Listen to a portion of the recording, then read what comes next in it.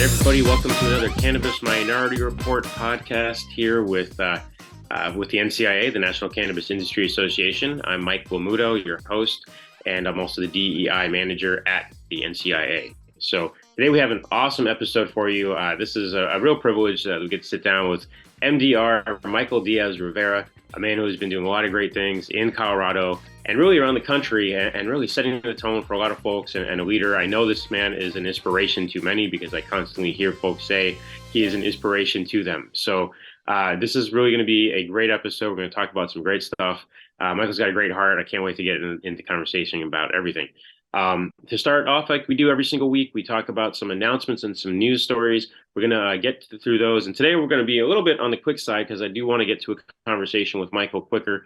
And we're going to also talk about a little bit about the Equity Workshop Tour that's coming up for NCIA in May and kind of just, what we're looking to accomplish with that and the impact and so on and so forth. So to get started here, I should mention also that, we are on Spotify and all the different platforms. So make sure that you subscribe on your favorite platforms. Make sure that if you're checking out the LinkedIn Live right now, leave some comments in the chat. I've been getting a little bit better about responding to those comments because I finally figured out how to do it. It took me a little bit I'm a little bit behind on the tech savvy side of things, but I'm starting to do that. So your comments are very much appreciated. I got to go back and look at the last episodes, and it was really actually inspiring for me to see that. So if you're listening in live, go ahead and comment on that. We have some great upcoming episodes. May, we're going to be leaning a little bit towards it's AAPI Heritage Month, so we're going to lean towards the Asian American Pacific Islanders crew here. We got as guests, we're going to see Peter Su, Kershid Koja, Monica Gray, Ophelia Chong, and Frank Woolley, all some really strong leaders in the AAPI space in cannabis. All right, so getting to the news here. Let's see. National headline.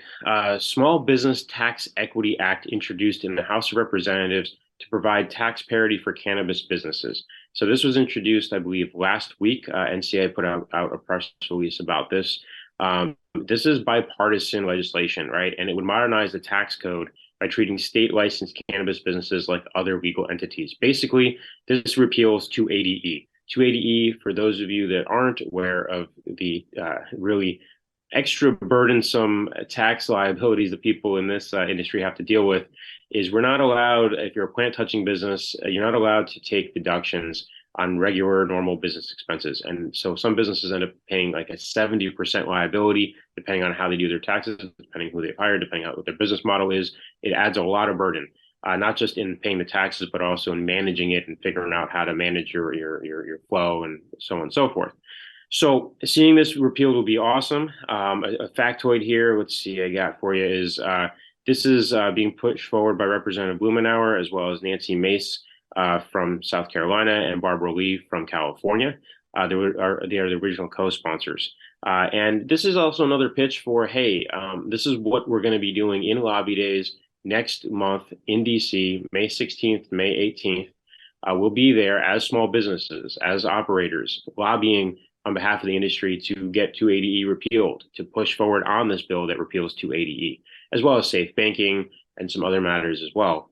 But 280E is a real strong one, and it does affect, it affects every business. But I like to point out that for small businesses and for minority-owned businesses, for businesses that are social equity businesses that have a little bit less resources, that little bit extra in taxes that you end up paying, or that large bit extra in taxes you end up paying, can really be the thing that stops your business from being able to succeed and grow, especially when you don't have capital to pull from and running at a loss for a little while you gain market share and all those nice things that happen when you get to have access to capital.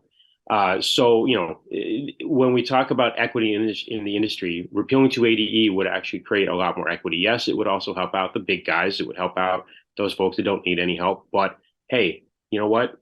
If they're helped out, fine, I'm okay with that, as long as the folks that we really want to see represented and being able to succeed are also given the same shot to succeed. So anyway, that's my 2 cents on that. Michael, I see you nodding. You have something you want to add here? No, yeah, I was literally in my head thinking a rising tide lifts all boats. And I'm just trying to stay alive. I'm that meme that's like drowning with its hand coming out the water, like, please help me. So yes, if these other boats get to lift too, good for them. But whatever I can do to lift up and get out of this 280 night 280E nightmare that is delivery. Yeah, so that's exciting. Awesome. Absolutely. No, and we'll get to, I know you're going to be actually part of our DEI delegation for Lobby Days. You've been named to that delegation. So we'll get to that in just a minute too. I definitely want to hear your insights on that as well. But no, thanks, man. I think you raised a great point. That's a better way to say it than what I did. Said as far as rising tide lifts all ships. I think that's a great statement right there. So thank you. So the other story I wanted to touch on here is somewhat related. The National Cannabis Policy Summit's Congressional Forum took place last week. It took place on 420 in DC. It was at the Congressional Auditorium in the Capitol Visitors Center, right? And something just even that alone is significant, I think, because when these summits that Caroline and the National Cannabis Festival and these folks and the policy summits that they started putting on a few years back, it's evolved as far as where it's been hosted. Last year when I went, it was at the Ronald Reagan Center, which was pointed out how ironic that was, seeing as, of course, the Reagans were responsible for a lot of the hits in the drug war. The DARE program came out of the Reagan administration. And so, having a cannabis legalization summit was really interesting to have there. To now see it at the Congressional Auditorium in the Capitol Visitor Center, that's a whole nother step up. So really great work being done by the National Cannabis Policy Summit's, board and leaders, pushing this envelope forward. I believe that they had, statements from and actually, they had panels with multiple representatives. So some of the panels here, how can the federal government prepare for reform? The new generation of conservative lawmakers for cannabis reform, right? It's no longer just the liberal and progressive congressional leaders. It's also our conservative lawmakers now looking to figure out how to do this the right way. Barbara Lee, Nancy Mace, Brian Mast, Senator Leader Chuck Schumer. These are all folks that provided statements or even sat on panels and led panels. And our very own Michelle Ritter Freiberg, I believe, was actually one of the introducers of one of these panels. NCIA being involved within the walls, within the halls. So you just want to mention those things because I think that it's really important to recognize that we are moving things forward. I know sometimes it seems like things aren't moving forward at the federal level because we haven't had anything really passed significantly. I do want to point out that last year was the first time we did have standalone positive cannabis legislation passed with the research bill that was passed for medical research. We are moving the ball forward. It's just going slower. And this is why, again, I'm going to put this pitch out here for Lobby Days. Anybody that wants to attend or support our Lobby Days efforts next month, this is what we do here at the NCIA. So pushing that ball forward. A couple of businesses I wanted to highlight before we then jump into the conversation here with Michael. Let's see. First one up is actually NCAA board member Ben Larson, as well as Harold Hahn of both of Vertosa, were named to Forbes's 42.0 list or 420 list. It's a list of 42 entrepreneurs and leaders who are paving the way for the inevitable green rush. Publicly traded companies were not considered in order to highlight smaller entrepreneurial brands and people revolutionizing the industry from the ground up and bettering its chances of legalization. So congratulations, Ben and Harold, the team over there at Vertosa. Ben was on the show here a couple months ago. We had a great conversation. Always have had great conversations with Ben about how do we continue to uplift the industry, especially from the small business, entrepreneurial mindset. So I wanted to include that. Let's see, a couple other, this here. So definitely want to give a shout out to Dr. Adrian Adams. So Dr. Adrian Adams has been named the Chief Growth Officer for Northeast Extracts, a New York State licensed CO2 extraction. I know this is something that Dr. Adams has been pushing for to see, not just for himself, but also really has been helping to set the tone because we need to see more folks that are representing proper cannabis and proper diversity and proper equity and inclusion in the C-suite. So having somebody that we know that has made it into the C-suite, Dr. Adams is doing amazing advocacy work, and that advocacy work is not work that's rewarded with pay. That's work that is very much a labor of love and takes a lot of time out and a lot of navigating. And so he's been, doing that as part of the NCIA as well as he's New York State Director for M4MM, Minorities for Medical Marijuana. And Dr. Adams, really stoked for you. Looking forward to seeing where you're going to take that. I know that one of the first things you stated when you announced this was, okay, now how do I figure out how to help the folks that are getting these card licenses and the justice involved folks in New York? How do I help figure out how to get these products on shelves and, use leverage my position to help that? Of course, you got to figure out the way to make the company work. And I'm sure you're going to figure out how to do both at the same time. So because they're not mutually exclusive as much as people like to kind of act like, in our industry, there's this kind of stigma about, social justice and social equity not being good for business. But I believe that you're the right type of person to figure out how to bridge that gap. So, all right. And then the last thing I do want to mention is now let's get right into the conversation. So Michael Diaz-Rivera, Michael, sorry, did you have something you want to add, Mike? No, yeah, I was just gonna big up Dr. Adams. He's a good brother, and I just watched his growth, and I look up to him, and so it's good to watch him grow. And I Awesome. appreciate all of his advocacy. So I just wanted to say that. Absolutely. Yeah, you all are both your counterparts because you're also so Michael Diaz-Rivera, welcome to the show. You're also the state director for Colorado or state rep for Colorado. I'm not sure if I got the term right, but for minorities for medical marijuana, I know you've been leading the charge there in Colorado. And Colorado, I mean, we'll get into Colorado in a second here. But before we do that, I just want to say, look, Michael Diaz-Rivera, as I mentioned at the top of the hour here, you're one of the people that I've seen. I've also had the pleasure of getting to see you grow with your trajectory.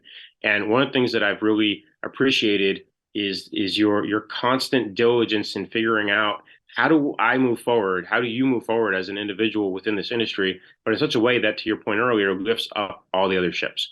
How do you figure out how to move forward in a way where true equity is created? Because equity isn't just about one person being able to break through, but how do we create systems and structures so that it's equitable for everybody else that we're doing this with and coming after? And that's what I've really appreciated about being able to be a part of your journey, getting to see your growth over the last few years. And so I'm stoked for this conversation. Welcome to the show, Michael. How are you doing today? Man, I'm great. Thank you for seeing me.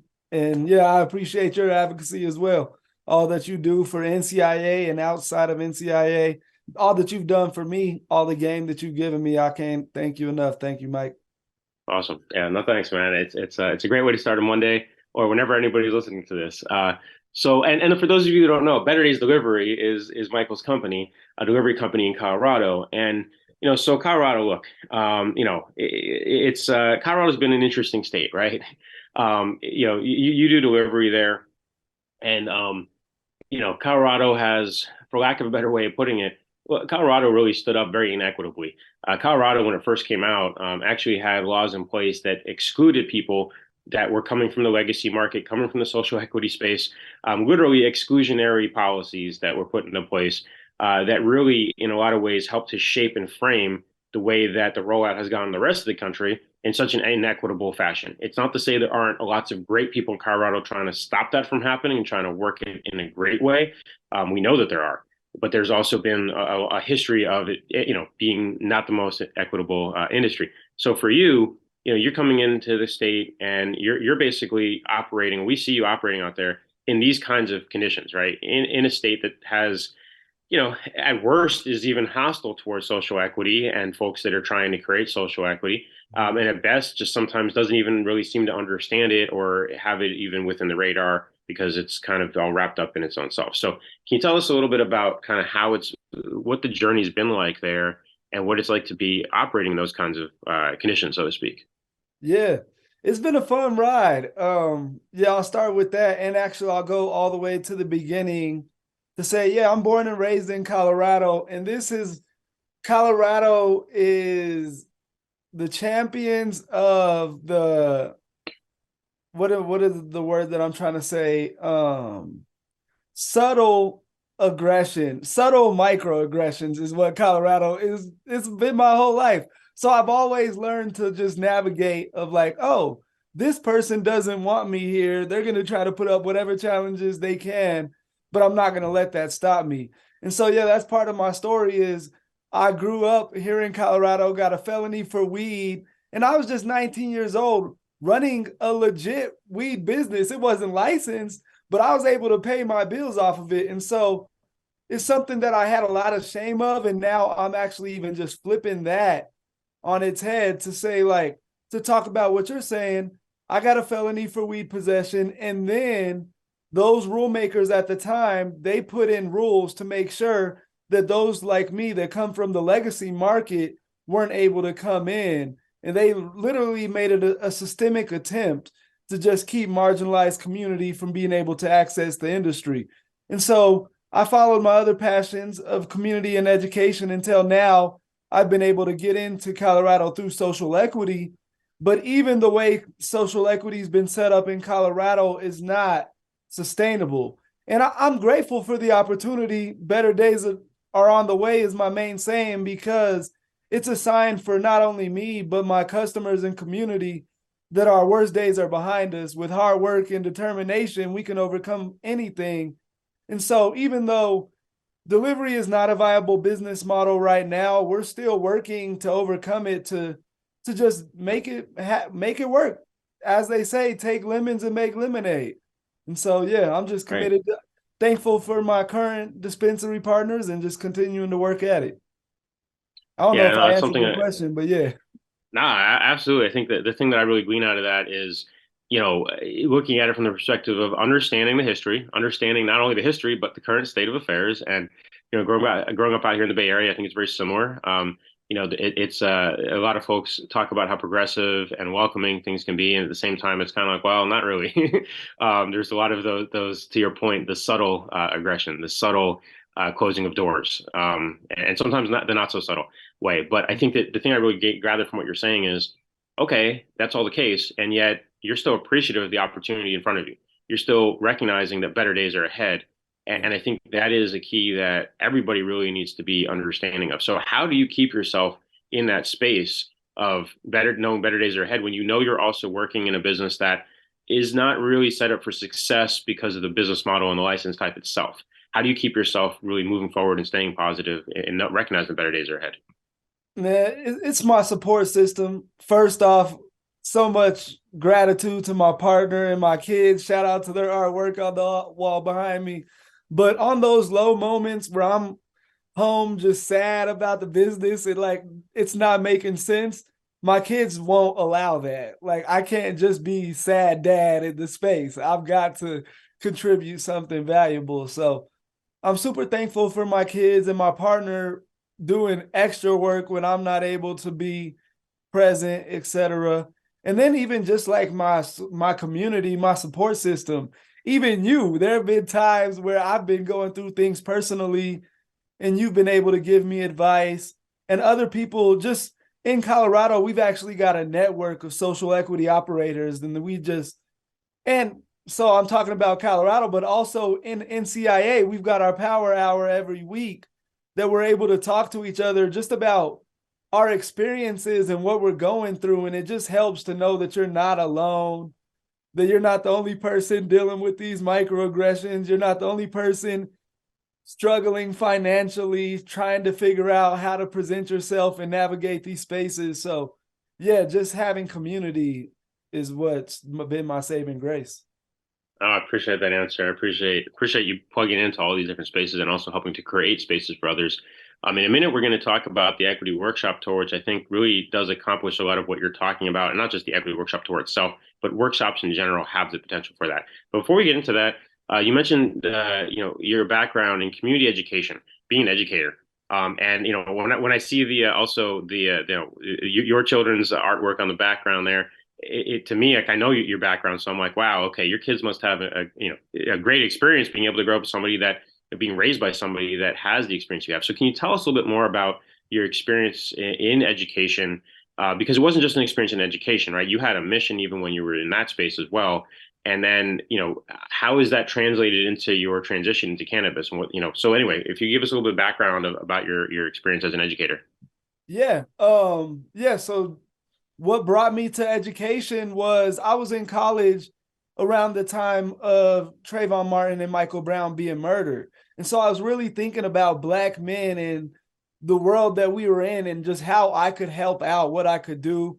Read an article just about the need for Black male educators, especially in elementary school. And I had a love for kids. So that's what led me there in college, despite my love for weed. I could never share that, which was an interesting juxtaposition of privately, I love weed, but with these kids and with their families, I could never share that.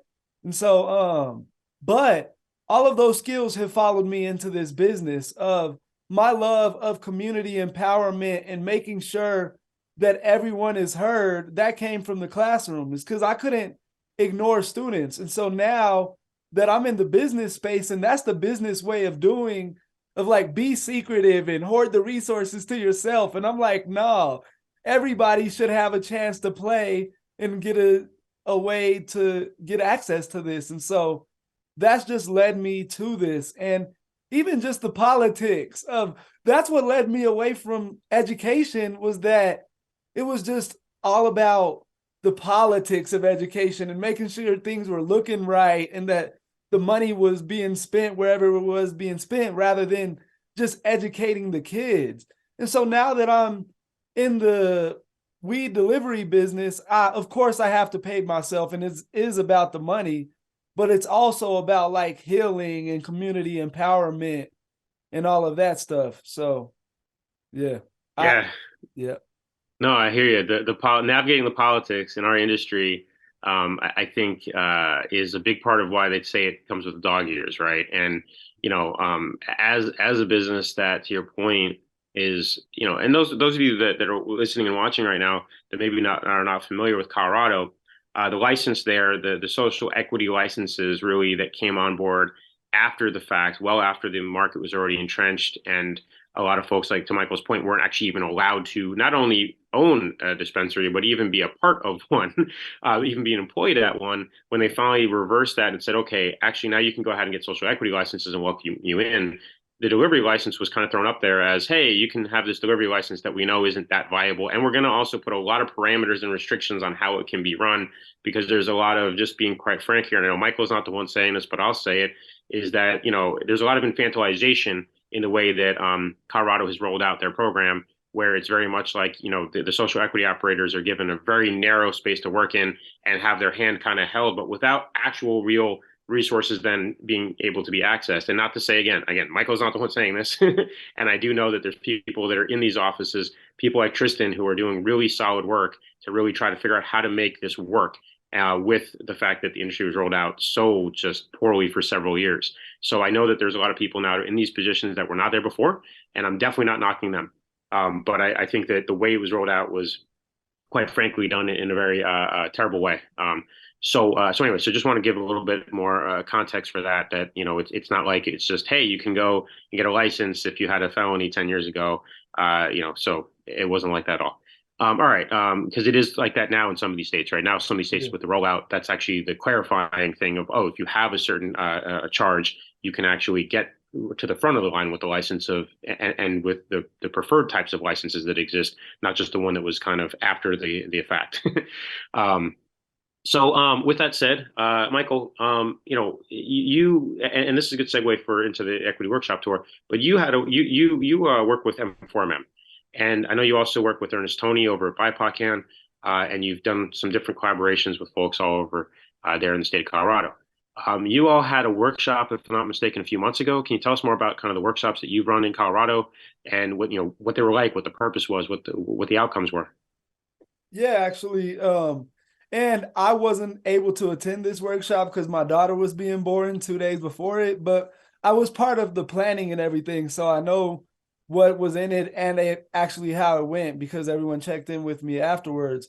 But we were BIPOC and for MN Minorities for Medical Marijuana was able to collaborate on a workshop, a dice mixer that really just engaged social equity operators to see how the industry was working for them, what we want out of the industry, and really how to be solution oriented in it. So not only did we talk about the problems, but we talked about the next steps of how we fix these problems and make it better for everyone.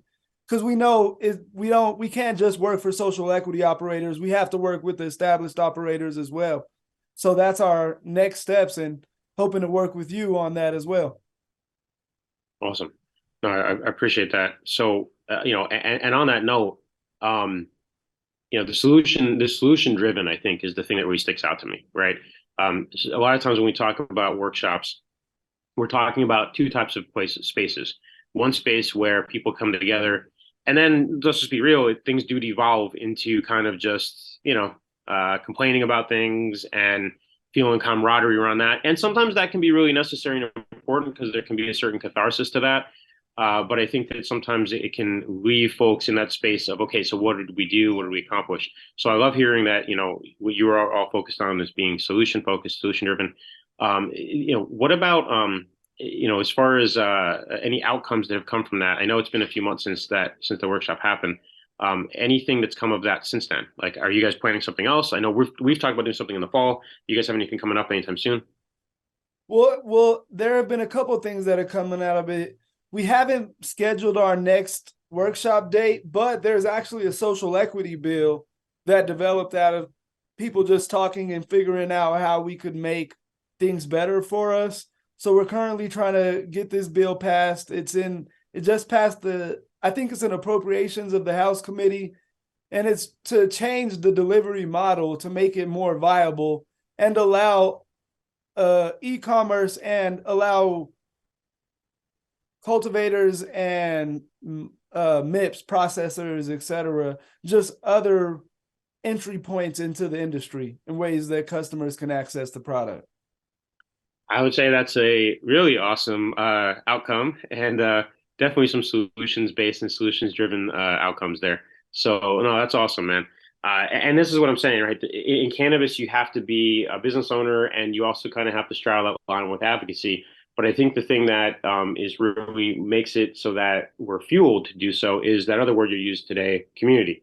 Bringing the community together, really creating a community of folks that support each other and create solutions together. So if it's okay with you, I do want to talk a little bit about the equity workshop tour at this point. I think that that's something that I know it's something we've been working on for several months. I know you've been a part of kind of the creation of the tour from the very beginning when we started doing these workshops in Denver or not Denver in Detroit in 2021 and then San Francisco at the end of 2021. Now you didn't attend those, but again, just like you said with the one that happened in Denver, recently, you were part of the planning. You were part of those conversations, if I'm not mistaken, in how we kind of started to put things together. And that started all on the Power Hour before we even called it the Power Hour. It was, just I don't remember. We had some clunky name that I came up with and just threw on a calendar basically to get us all together. And over time, I think it was Michael Webster actually coined the phrase the Power Hour. But with the Equity Workshop Tour, we have a history, right, of going back to starting in like I said, 2021. For me personally, I've been doing workshops of different kinds for over 20 years now. Like 25 years now. I have a history of really believing in the power of workshops and bringing people together. And, one of the things that I noticed in the cannabis industry years ago, right? So, I haven't talked a ton about my own, travels and story on this kind of show, on this show specifically. But, for me, it was about 10 years ago trying to figure out how to make that transition from legacy into regulated. And one of the things that I really noticed we were missing in on the ground there was resources that I saw available within organizations like NCA. And when I say resources, I mean a network. Folks that weren't in a silo of just in the Bay Area, folks that were all over the country really, and had experience in different markets, understood how the markets shift and change in different places, how that experience can help actually impact how you do at home. And then also realizing that not all solutions are right there in your own home silo, recognizing that some of the folks that are more aligned with you sometimes even are in Boston or New York or Illinois. And so I recognized that the NCIA was this amazing national network of a lot of people. And look, we had to weed through and figure out like who were people that were aligned with, like anything else in cannabis, right? You go to a conference, you meet 100 people. It doesn't mean that all 100 people are people that you're going to want to do business with, even if they all seem nice. And so same thing with NCAA. You have to figure out who within the organization is your tribe, who are folks that you can actually vibe with and get along with, who are folks that are down to contribute resources, down to jump on and ask me anything, call like Power Hour and contribute an hour of their time to and ask me anything with folks they've never met before, right? So, understanding that that was a network of resources, that's what really was behind how do we then bring that to folks? And that's where the Equity Workshop Tour came in, was let's meet in person. So before I get into any more details on that, Michael, could you kind of just say a few words about, the power and the impact of meeting together in person, the power and the impact of people coming together and creating community? Because I know that you've done a lot of community organizing over the years, even well before, all your cannabis activities. Can you tell us about kind of your take on the importance of community and bringing people together in person? Yeah, I think right now it's really important since the pandemic, right? because we've all been just siloed in our houses, in our computers, doing our own things. And it's good to just get away from that and really, what is it, build relationships again, take risks, have conversations, get messy and talk. It's all needed. And when we're not communicating, that's when problems are happening. So I just love any opportunity that I can get to meet with people and build together. I'm not one of those individualist type thinking people, and all of my best work has come from working with other people. So for me, that's just how I prefer to work, is with other people. And so, Awesome. yep. And no, sorry, I was going to go to another place with that. But yep. No, it's all good. That's all good. Appreciate that.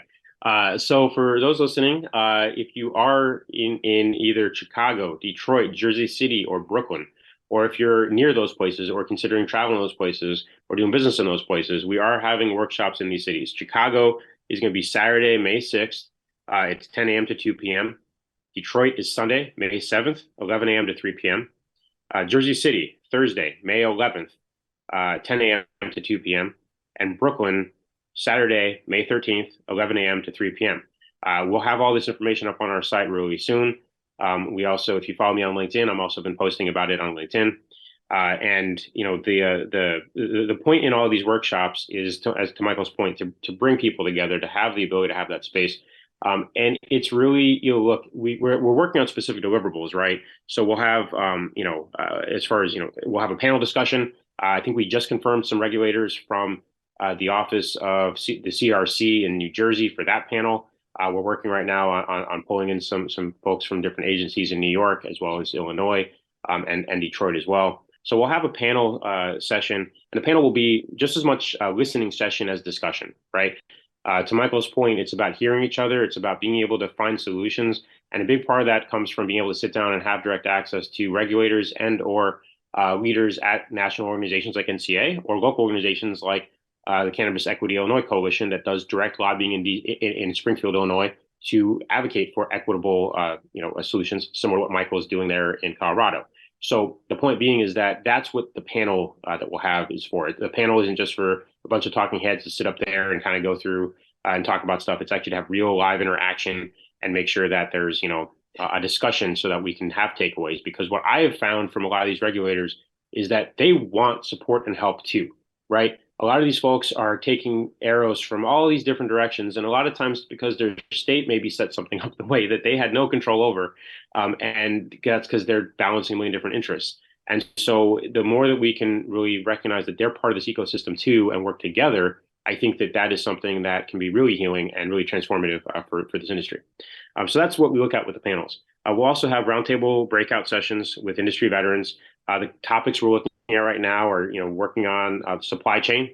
How do we plug into a diverse supply chain? How do we create a diverse supply chain? How do you jump into it, right? Or jump into the supply chain that already exists? And it doesn't have to always be just plant touching, right? Supply chain of services, of different goods. Everybody needs, jars, for example. It's not just about the plant touching side of things. Well, not everybody. I guess Colorado still does deli style, but in some states it's actually mandated that you put your stuff into jars or bags. How to access human resources transition into the cannabis better, right? We will look to have a brass tacks capital raising type of a roundtable. And the last thing I think that's really important here is how to build and develop a winning team. A lot of people say they're looking for capital, but they don't have a proper team put together. They haven't done due diligence on their own team. They haven't put that together. Michael, I know it's something you've been working on. Can you tell us a little about kind of the challenges or the victories that you've had or just the journey you've had in putting together a team and how important that's been to success? Hey, that's perfect. You said that question because that was where I was going to go when I had to pause myself just now. That's my biggest goal right now, is that I don't have any partners right now. I'm solopreneuring it, owner, operator. And that's one of the things I've learned from working with Mike, is that it's not sustainable to do it all on your own. So I'm working actually to find advisors and business partners that I can work with as I build my business to be more sustainable. And so, yeah, I don't know Oh, if that's I'm awesome. just repeating and rambling, but yeah, that's what I'm No, trying. no, I think that's spot on. And I think that to your point, one of the things that we've had conversations about is that it's a process, right? And that's one of the things, again, I respect about you. A lot of folks that I've seen in cannabis, I see two types of folks, right? One that says, this is my team. And it's, no offense to family businesses and friend businesses out there, but it's because it's your friend, it's your brother, it's whoever it is. And that can be great. It can work really well. But a lot of times it's just because you're dragging them along with you and they kind of believe in what you're doing and they want to support. And so they kind of think that you're each other's C-suite and everything, but there's no real, concretization of that. So we see that a lot in cannabis. The other thing we see is people calling each other business partners when they're barely even hired them to be a fractional CFO or something like that. And next thing you know, it's like their business partner, so to speak, and they might even haven't signed any paperwork. So what I really appreciate about you is seeing that you are going about this process methodically, and I'm sure it's taking more time as a result. Can you tell us kind of why it's so important to you personally to make sure that you do get this part of the process right? Yeah, well, because I put my all into this business, and so because of that, and I have trust issues. So like to bring people in and give them access to this, knowing that they could potentially hurt it. Well, actually, that's not even bring people in knowing that they could potentially help me to grow. That's what I have to find those right people. So I'm just trying to be meticulous and do my due diligence to find the right people that have the right capacity and know-how for the gaps in my understanding. So it's even been understanding myself and what I need for the business growth is why it's taking so Awesome. long. No, that's excellent. I love that. I think that those are words of advice. That's the kind of stuff that we'll be talking about at the roundtable discussion on how to build a team is, get right with yourself, get your own vision together, get your own mission together, right? Make sure you understand those before you move forward. And I do like and appreciate what you said. The trust issues. Trust issues, I think, are only issues in the sense if we let them paralyze us from moving forward. But I think that trust issues are actually a great survival mechanism for folks that have had to go through hell before and recognize I don't want to go through hell again. So I need to make sure that I put enough boundaries up to make sure that the folks that were hurting me before don't hurt me anymore. So I think it's an interesting term, trust issues, and I think that it's a healthy term for you to say there. Yeah, Yeah. especially in this industry. Yeah. Um, so let's see. Let me see what other notes I have here that I want to make sure we get into today. I should also mention, so the process I wanted to kind of just mention here real quick is, the way that we kind of came up with this round of workshops was we started talking first with all of our organizational partners that are on the ground in these different locations and talking with them about what makes sense. Does it make sense to do a workshop in the first place? If it does make sense, what makes sense for content? The way we came up with these different topics and these different structures and stuff was because we talked to our organizational partners first. So our organizational partners, I want to throw a shout out to MCBA, M4MM, Justice Foundation, Social Equity Empowerment Network, Cannabis Equity Illinois Coalition, Detroit Cannabis Project, the NHCC, the ULCIA, which is the United Latinos Cannabis Industry Association. We have also, as we partner with NYC Normal, as well as Service Disabled Veterans in Cannabis Association. So a lot of really great, heavy-hitting organizations that I believe are putting equity front and center. You've had the experience of working with M4MM over the last couple of years now. Can you tell us about that experience with what it's been like to be working in that ecosystem? Roz has created a really interesting and unique ecosystem of folks all around the country. Can you tell us kind of about that experience and what M4MM is like? Yeah. And no, shout out to all of the businesses that are making a social impact. I like to consider myself a black hippie. And so many people are in this industry and they just want to leech off this plant and they don't want to help. And that's just so ridiculous to me because that's not what hippies are about, from what I understand. And so shout out to everyone that's committed to like helping and healing. I think that's so important. And M4MM is we center that. And that's one of the things that I love about the group. Not only is it a nationwide platform that's been allowing me to just see what's happening in other states with other other minorities and what we're going through. It's been a great way to just learn how we all work together and can organize together, even being separate. So we're with Minorities for Medical Marijuana, we have our monthly meetings, but we also have our leadership meetings where we're able to talk with each region, what's going on. And so, like, what's going on in this region? What are they struggling with? And then how does that connect to other regions? Which, me being in Colorado, I'm in a strategic place because we were able to go through a lot of this before other states were able to go through. So we're able to see, oh, you're in your medical legalization phase. This is what they're going to probably do. This is what you should prepare for. Now you're in your recreational phase. This is what you should be preparing for. And then always social equity. How are we making sure no matter what phase people are, wherever they are in the nation or international, how are they centering the most marginalized in their policies, in their practices, to make sure that we're all getting a fair chance? And that's what I love about what Roz and the rest of the team have just been able to put together. No, that's great to hear. And, I can say from experience of working with you, with Dr. Adrian Adams, I also had a great conversation with May over there in Hawaii, doing the work that they're doing. And then also, Eric Foster has been a part of our social equity, New York Social Equity Roundtable.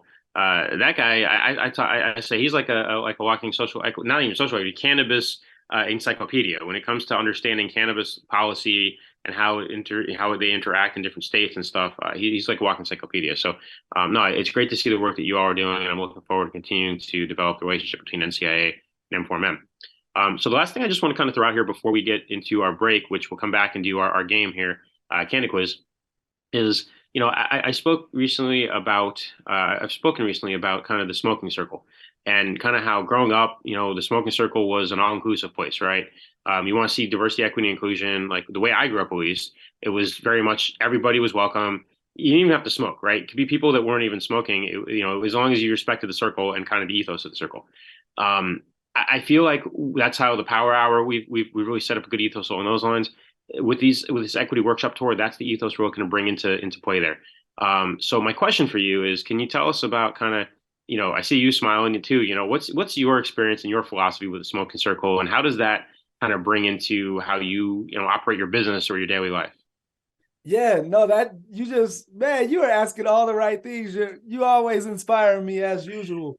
But that's what I've always loved about smoking circles,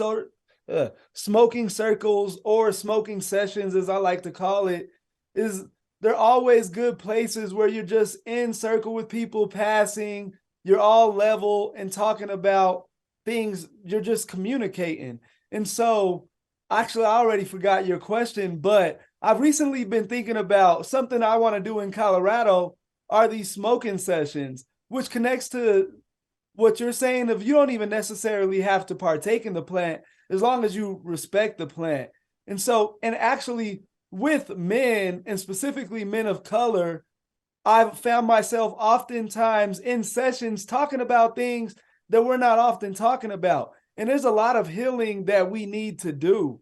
So something that I want to do in the future is I want to start having these smoking sessions where we're going to hospitality lounges or somewhere where we could just put something in the air and conversate and talk about stuff that's ailing our communities, like toxic masculinity or just all of the things. And I want to start with men of color because that's just the space that I'm in, but I want to expand even to other areas of how can we just break down all the false dichotomies of society? How can we have sessions between men, women, and non-binary folks just about how we all work together and how this plant can help us with that healing?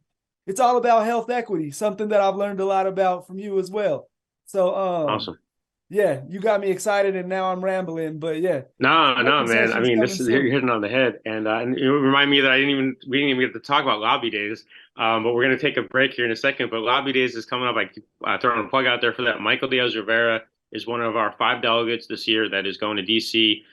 When we say delegates, we're our DEI delegation within our larger delegation. So we have NCA will be lobbying May 16th, 18th. I think we're expecting well over 100, citizen lobbyists, members of our organization, just like Michael here.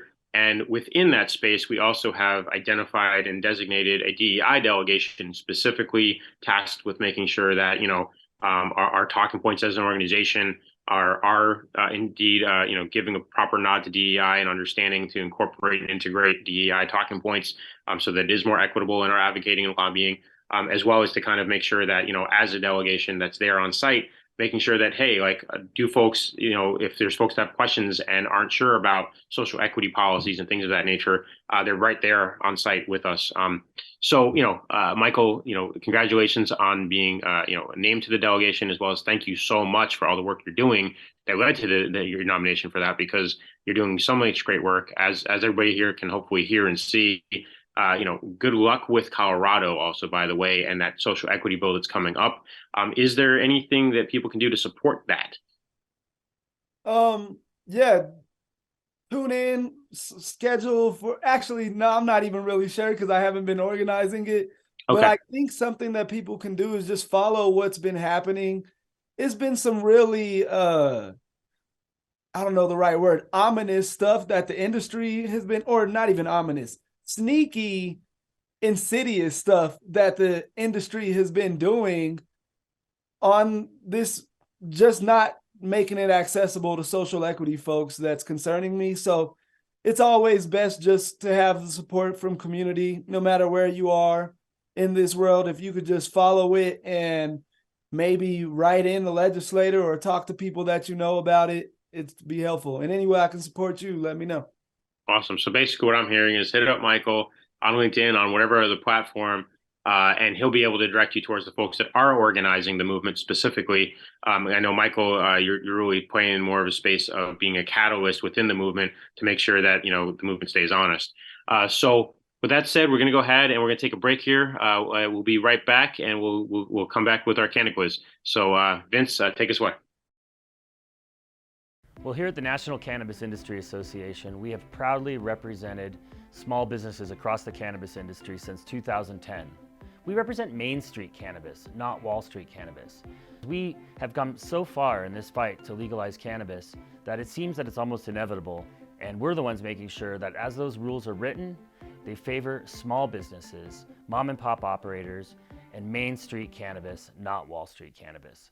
In addition to making sure that your voice is heard at the federal level, being a member of NCIA also means building a vibrant community of small business owners within the cannabis space.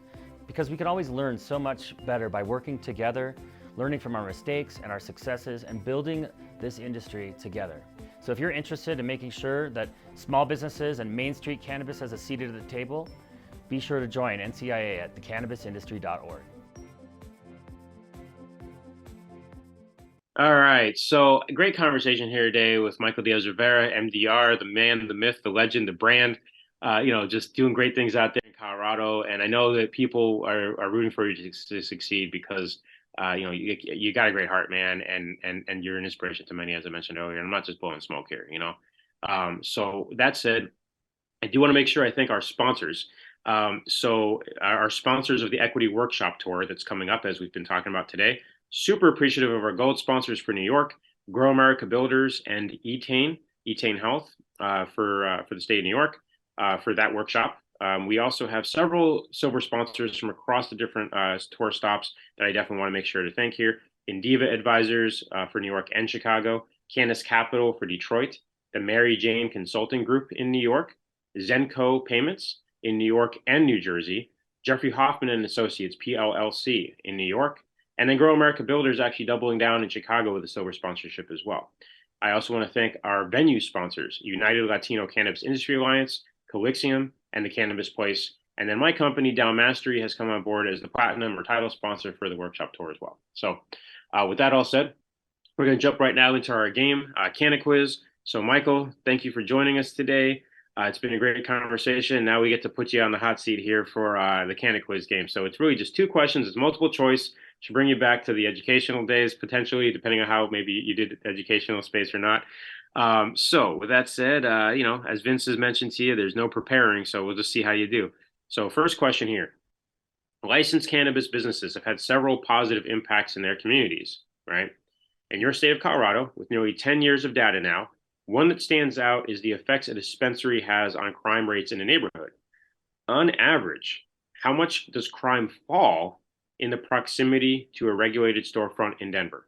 So, how much does crime fall in proximity to a regulated storefront in Denver? 5%, 10%, 15%, or 20%? Let's say 20%. You got it right on the head, man. In a Marijuana Moment report recently that shared a study that found while crime rates in Denver itself increased by 1.7%, it fell in neighborhoods that had actually opened dispensaries. We find that adding a dispensary to a neighborhood of about 10,000 residences decreases changes in crime and by 19% relative to the average monthly crime rate in a census tract. So aside from all these people that are out there worried about the crime rates going up and everything, actually having a licensed dispensary move into a neighborhood makes the crime rates go down by 20%. That's significant. I think that's a little bit more than just like a little statistic anomaly. So, Michael, you got it. Why did you say 20%, by the way? Was it because it was the higher number? Yeah, that was my decision. Yeah. The other ones were too small. I knew it was bigger than that. And so, Yeah, absolutely. Absolutely. All right. So we have all heard the Starbucks to dispensary population comparison at this point, but what popular munchie did a 2017 study officially set out to compare the sales of Oregon cannabis sales to? So what popular munchie did a 2017 official study set out to compare the sales of Oregon cannabis sales to? Was it Oreos, Chips Ahoy's, Krispy Kreme, or Voodoo Donuts? Voodoo Donuts.